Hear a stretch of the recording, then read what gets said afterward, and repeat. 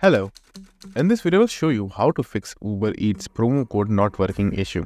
So it's a very easy fix. All you have to do is go to the settings option of your phone. Then in your setting option, just search for apps. Then open the apps option with the cogwheel. Now this process will only work in the Android application, but you can follow the same steps and go to the same location in your iOS device as well and do the same thing. So go to the manage app section.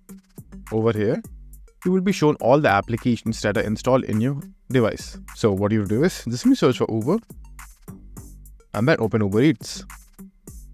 Now over here, what you do is click on clear data, then just click on clear cache, then hit OK. After that, just restart your device and that will fix most of the issue that you are facing.